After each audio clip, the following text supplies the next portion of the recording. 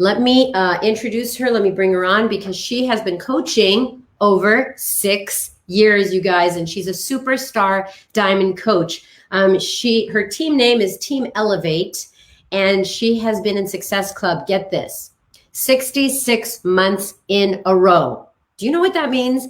Every single month, she's helping 3 new people get into a total solution with their health. So 66 months in a row, ridiculous, right? She's a 3-time elite. You guys, she's from Annapolis, Maryland. Bring on Ashley Feldeisen. Hey there. Andy. Good to see you, Ashley. I'm going to step aside and have you talk about your wake-up call in this business. How did you become a coach? Okay, I'm excited. So you guys, when I was creating this training for you all, I knew that I was super passionate about this topic of helping my new coaches get started. But as I was developing it further and further, I saw my passion start to grow deeper and deeper.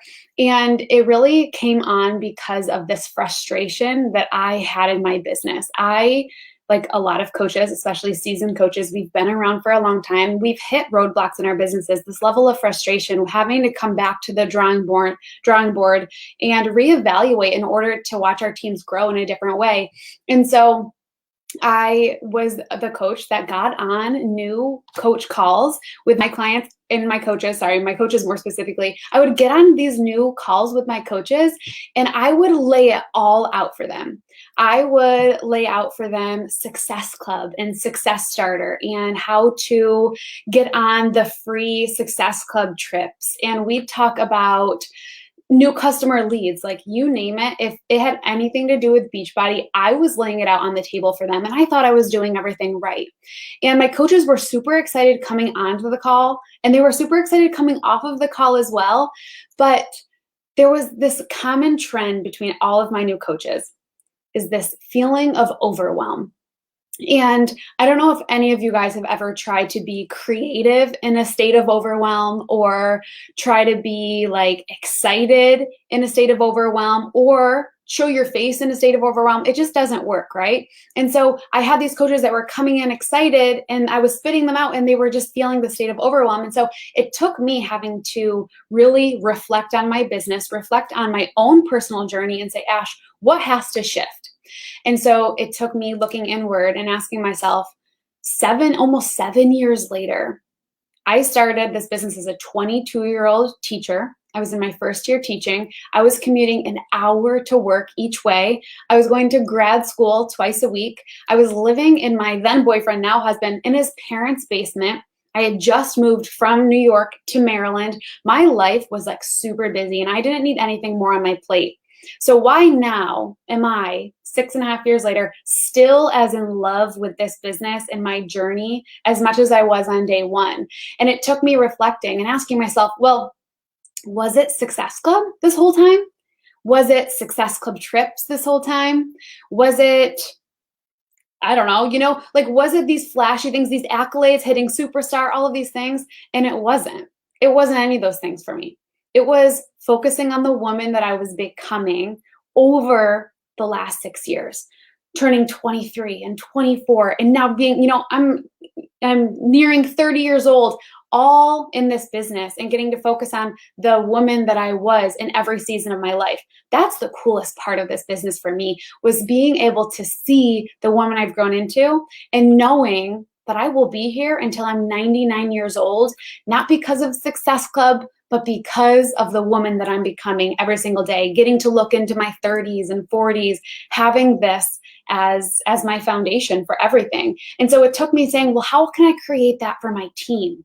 How can I get these coaches who want this until they're 100 years old? And I knew the foundation had to look a little bit different. And so the 3 things that I'm going to share with you guys today are the things that I'm doing every time I have a new recruit, every time I have a new coach come in. These are the 3 things that I'm helping them lay down in order to build their business on top of. So you can write these down if you want, and then we'll dig deep into them. First one is helping coaches pull out their coach startup story so that they have confidence to tell it. The second thing is guiding them toward understanding their relatable traits so that they have a ground to relate to people on. And the third thing is nailing down their schedule, how they want to work, and how they want to work with me as their mentor so that they take the front seat of their business. I'm not setting expectations for them. They're setting expectations for themselves. So going back to number one, Sandy, if you're cool with me jumping in, I'm going to jump right into it. I just want to say one thing to the audience, because the National Wake Up Call is now all about solving a problem. And when I came to you and said, the problem isn't so much signing up, the problem is that once you sign them up, they're not sure it's what they signed up for. They're not ready. They didn't set their expectations right. So what you're about to talk about is something I don't think any coach really talks about. And it's the preparation before the running the business. So yes, go right ahead. I just wanted to add that in. Thank you. Yeah, it's the foundation. It's how can I get my girls ready to build their business on top of, so that they have this stable foundation. So let's go back to number one, helping coaches pull out their startup story. So like I said before, I was the coach who got on one-on-one calls with my coaches, and they would take be an hour long, and we would go over everything. Not only was I winded at the end of it, but my girls, they got off and they had all of these expectations. And so still I'm hosting my one-on-one calls, my coach getting started right calls. Maybe you've heard them be called GSR calls. But instead of now laying all of the expectations I have for them on the table, we take 30 minutes on our first call, and I first have them tell me their story from start to finish. I invite them to just lay it on me, and I sit back and I just listen. I interrupt them at times, but I just listen to their story. More importantly, I listen to their coach startup story, how it all kind of adds up together. And so I find myself, as they're telling their story, I'm interrupting them, politely interrupting them, saying like, yes, absolutely. I'm giving them courage. I'm giving them confidence. I'm giving them excitement that what they've been through, other people are going through, or other people have been through. They just need to hear it humanized. They need to hear another person has gone through it as well, but you've found the solution to it. So for instance, let's say I have a new coach, and I get on a call with her, and she talks about how she was an athlete her entire life. Maybe she played competitive soccer her entire life, went to college, she graduated, fell into her career, and she really missed that community. Well, that right there is massive. So I stop her and I say, oh my goodness, if you feel that way, imagine how many other athletes feel that way. And I just give her a little bit of confidence so that when she does think later about her story and creating a post around it, she hears my voice reminding her. And maybe that's the reason she started this business, because she missed that community. She missed the group of women coming together to lift each other up.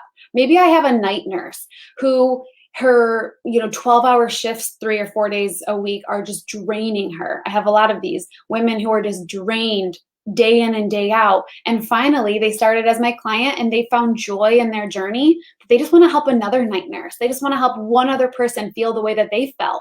I'll make sure as they're telling that piece of their story to really highlight that so that they understand the importance of them telling their story.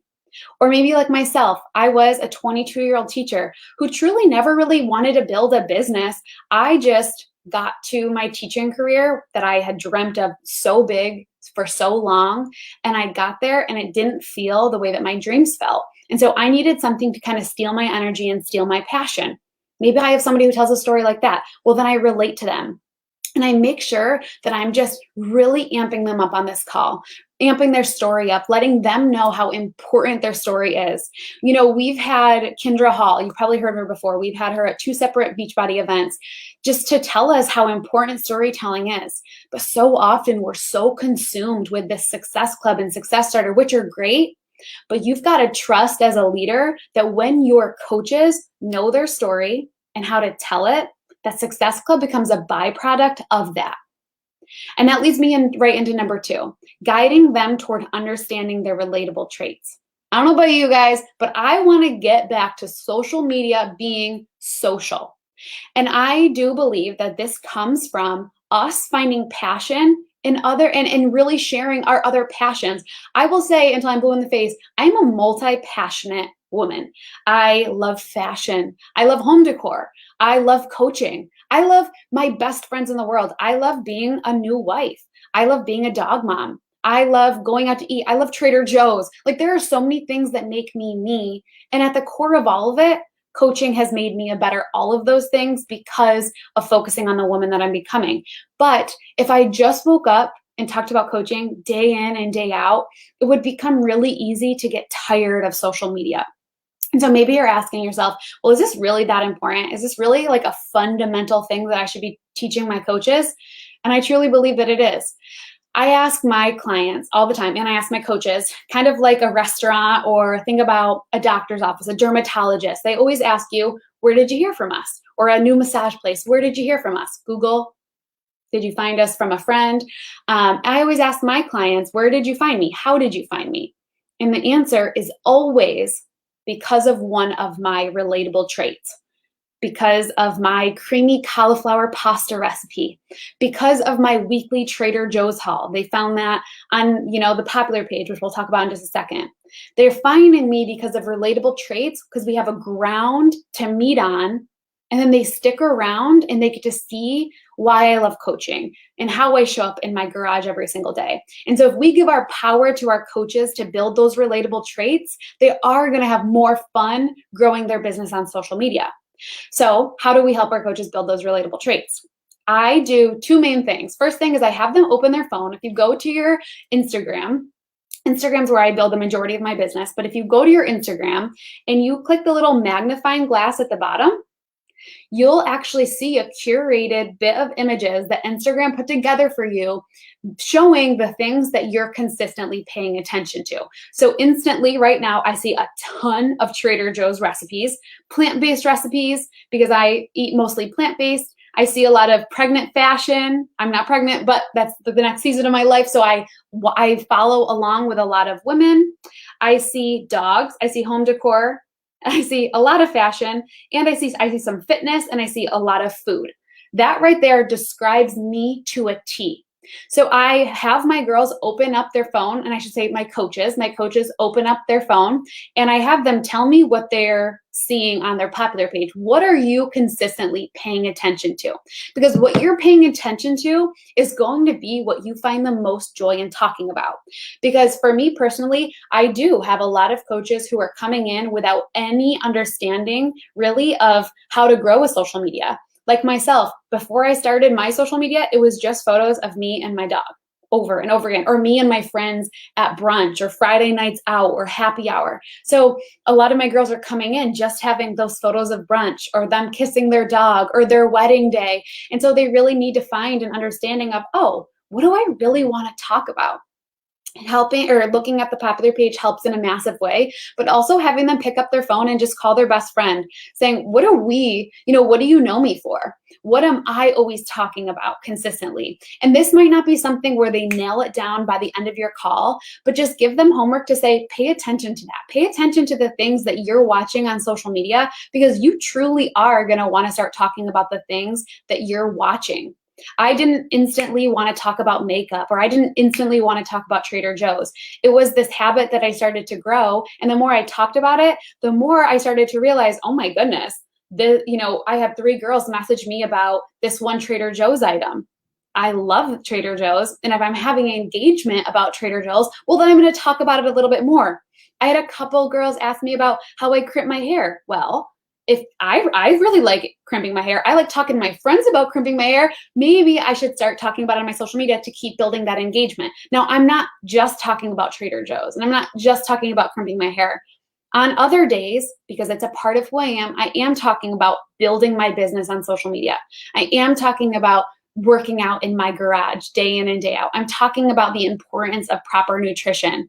But you might have somebody follow you for a certain reason, maybe for your budgeting tips, or maybe you have 2 kids all under 3 years old. Maybe you have that to relate on. But because you are painting this picture for them, you're humanizing it, you're painting a picture for them that they're living a life very similar to yours, but you're one step ahead of them. Like Katie said on the National Wake Up Call last week, she said, we're not masters, we're guides. We're just one step ahead of somebody else.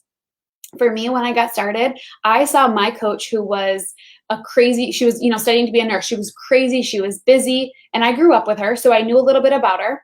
But she posted a 21-day before and after photo. It wasn't like a 100-pound weight loss. I did have about 50 pounds to lose. She didn't lose 50 pounds in 21 days.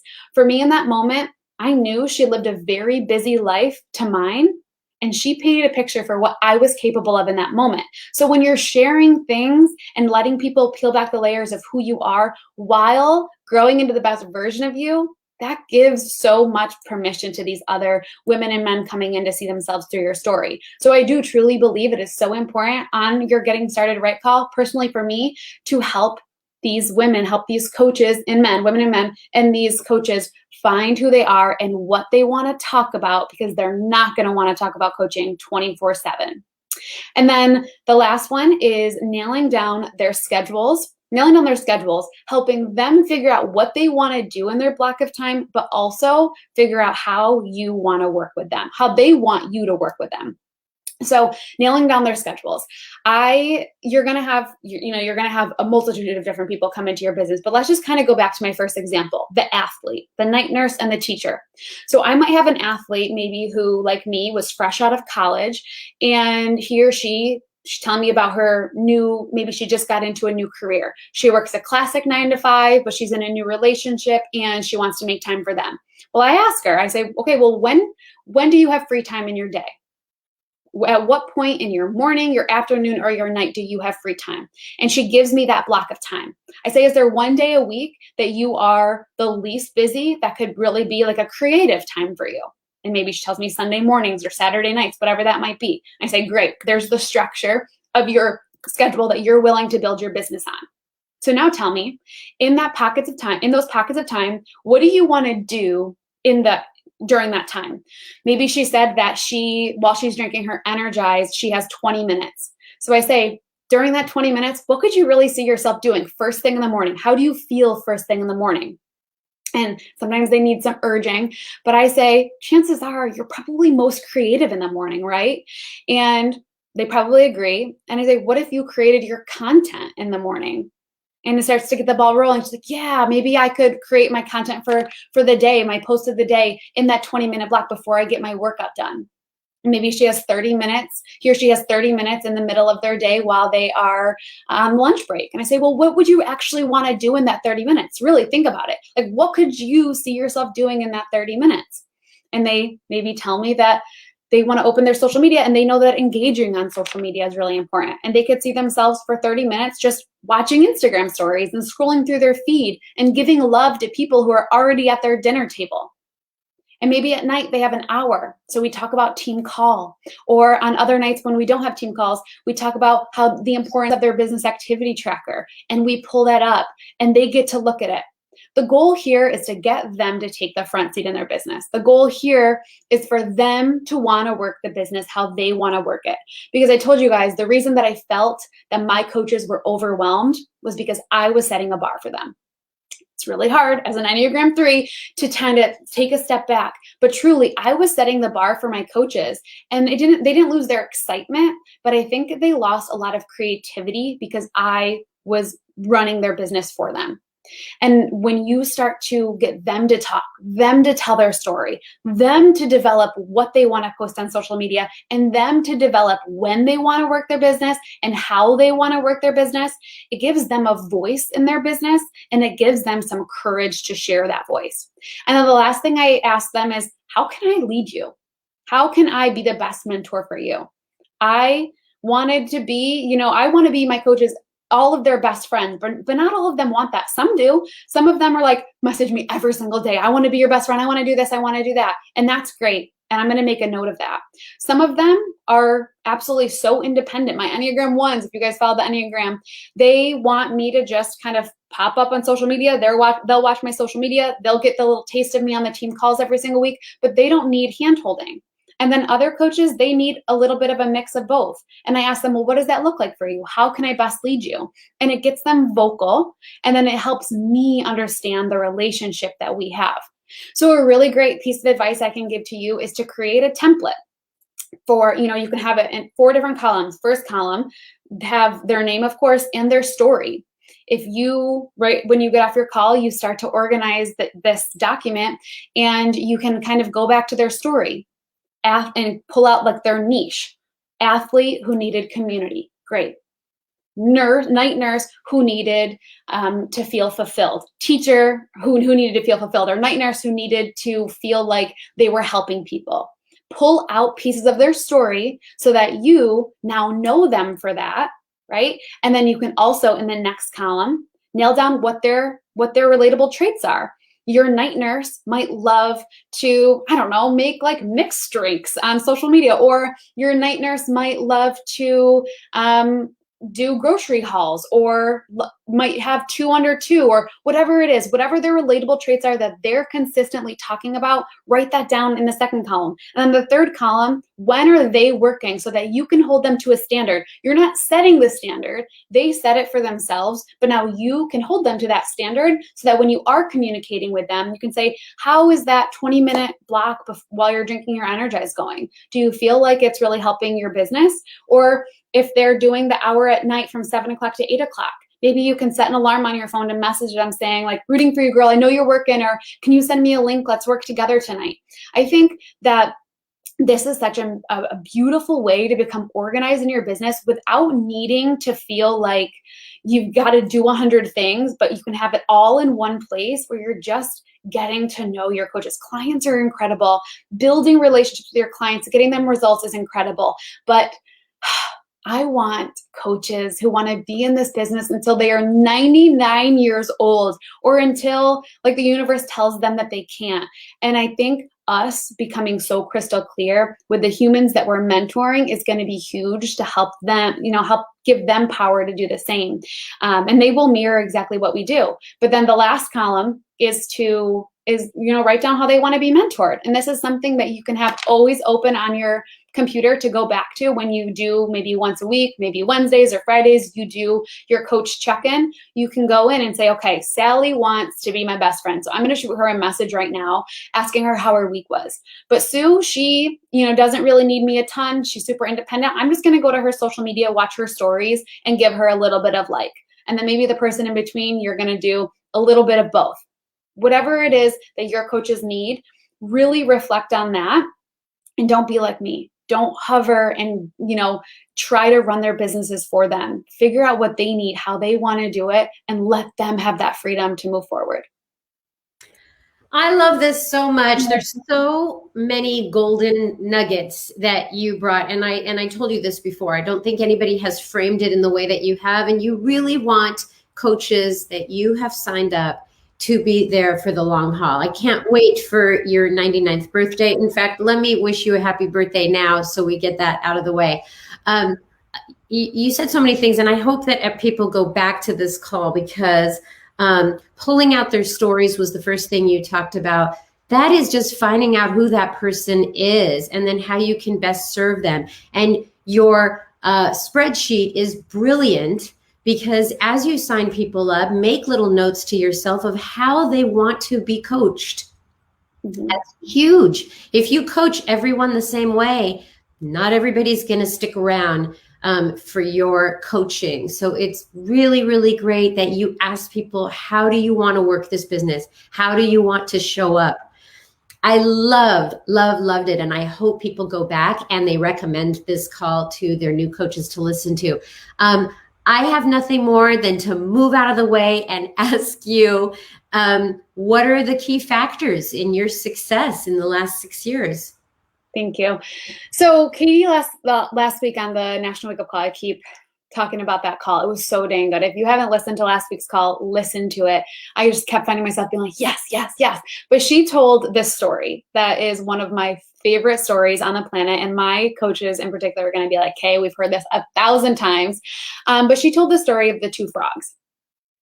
She told it incredibly, but I'm going to kind of like sum it up a little bit. Two frogs made their way to a dairy farm. And they stumbled upon this luscious, crisp, beautiful bucket of white cream that they've never seen before. Both frogs, they jump into this bucket of cream and they find themselves just in this liquid heaven. They are swimming, they're drinking, they're bathing in this cream until they finally realize the mistake that they've made and that they cannot actually make it out of this cream. And so frog number one very quickly realizes that he has now met his fate and decides to give up completely and sink to the bottom of this bucket. But frog number two had a different idea, and he actually didn't know how he was going to make it out of this bucket, but he was not willing to go out without a fight. And he started flailing his limbs and, trying to drink the cream, doing all of the things without knowing if there was actually a way to get out of this. And eventually he found himself actually churning the cream into butter that then acted as a solid structure for him to jump out of and, run off into freedom, having to leave frog number one behind. I found myself in 2017 needing to make a decision whether I was going to be frog number one and sink to the bottom, or frog number two and not know how the heck I was going to be successful, but I was going to do it. I was going to flail my limbs. I was going to drink the cream. I was going to do it without an understanding of how. And my life was shaken upside down in 2017. I picked up my entire life, moved it back to New York. Tyler and I, my now husband, boyfriend back then, we had to rent out our house, pick up everything, move, and a lot was shifted. And I found myself wanting to throw in the towel on this business because I kept doubting the possibilities of myself, but also the possibilities that this business could bring me because of what I was focusing on. I was so obsessed with other people's reality, like these coaches who were further along than I was, who were more successful than I was, that I was inspired by. I was finding myself becoming so obsessed with their current realities relating to mine that I had really started doubting this business for me. So much that I actually sent in teaching applications to go back to the classroom after leaving the year before. And the best thing ever happened to me, and nobody called me back. And I was left needing to choose whether I was going to be frog number one or frog number two. And for me, I stepped into this role of being frog number two, knowing that I could be successful and using these people who I was inspired by. Instead of comparing myself, I had to start using them as an example of what I was capable of. But more than that, I had to use them as an example of how hard I had to start working. I had to instead start to compare what they were doing to what I was doing. The coaches I was super inspired by, they were going all in on programs. They were really reading their personal development, not just checking off a box. They were creating content and sharing their stories. They were doing a lot of the things that I wasn't focusing on because I was so focused on fluffy things. And so I became frog number two, where I said, I don't know when I'm going to be successful. I don't know how long it will take, but I'm going to flail my limbs and I'm going to really show up like the coach that I want to attract tomorrow.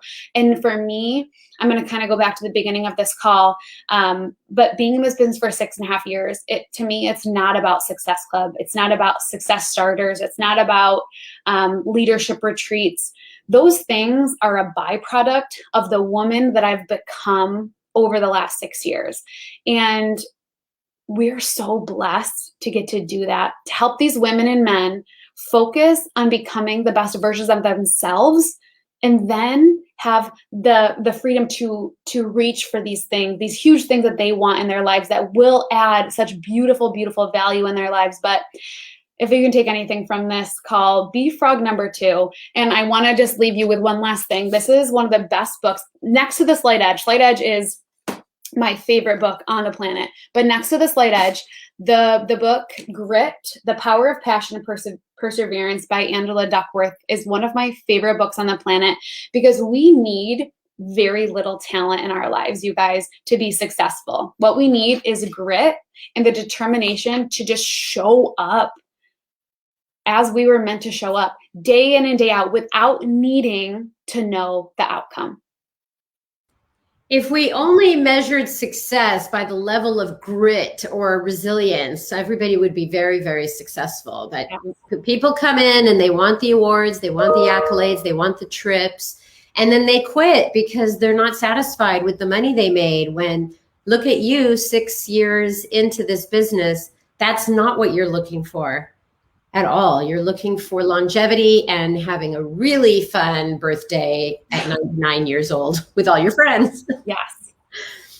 Okay, I loved it. I loved it. And for those who were on today, you were the lucky ones because she had a lot of really great tips. So thank you, Ashley, so much Thank for you, doing this. Sandy. Appreciate you.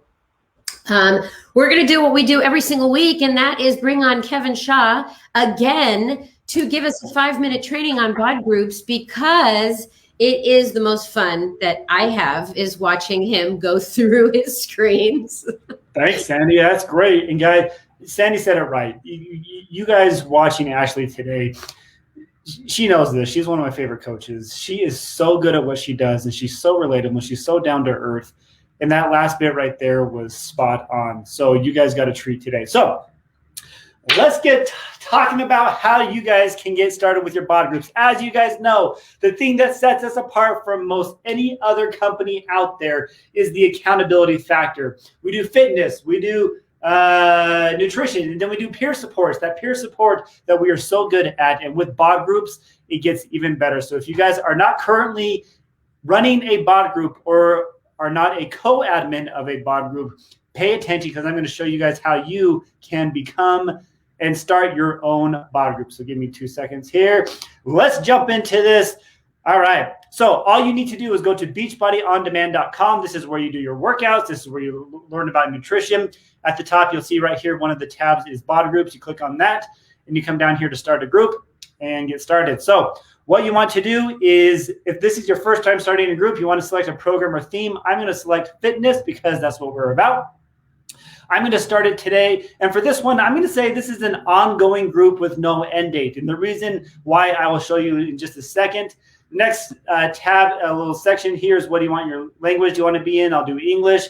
This one is I'm going to just be the people that I invite because this is my first group. I want to kind of get things started the right way. So I'm just going to invite a few of my friends to join me. And by the way, it's not scary for them to join. It's not scary for you to run. It's a very easy process to do. These are, I allow posts from Carl to come in and allow posts from our Beachbody trainers to come in. These are excellent job. And so I'm going to keep these in. So now we're going to click on next. And the next thing is, what do you want your group's name to be? I'm going to say until we are 99. Kind of following Ashley's lead here. So we're going to do this group until we're 99. I'm going to actually upload. You can select a photo if you like, but I don't think they have a 99-year. Okay, so I'm going to upload an image. And the image I'm going to choose is this one here. I did a quick Google search. Sorry, this is not my own image. I stole it from the internet, but this works for me. So we're doing this until we're 99. That's what the group name is. And this is an ongoing group because that's just what it is. So I'm going to click on next here at the bottom. Okay. If you would like, you can add a video. This is a little welcome video. You can say, hey, you made it to the right place. You're here. Let's get started. You're meant to be here. Let's do this until we're 99. Describe the group. We are working out every day and eating right until we are 99. Okay. Click next. I want them on having Beachbody on Demand. I want them drinking Shakeology because, as you guys know, a week from tomorrow, Cookies and Creamy launches, and I'm going to make sure that they get that. And then we're going to do performance line. Click next. So you can have up to 3 testimonials if you like. I'm just going to do 2 today. Those look great. And we're going to now preview this group. Oh, yeah. Oh, yeah. This motivates me. We're doing this until we're 99 years old. And guys, this I hope you understand, if you're just barely getting started, accountability is key to this. Accountability is what you need to do to be successful. As much as we want to hold ourselves accountable, we let ourselves off the hook way too easily. You need to be held accountable, and you might as well do it with people you like, people who are your friends. And so make sure you guys share that link with your friends and family, and just use that platform to hold each other accountable. Use your phone to then have them log their shakes, log their workouts, and post about how much fun they're having. Guys, that what a phenomenal call today was. Now what I want you to do is head on over to the Champions page, because we might just say your name as a winner of the Take Action Challenge. Guys, have an awesome week. We'll see you next week here on the National Wake Up Call. Bye.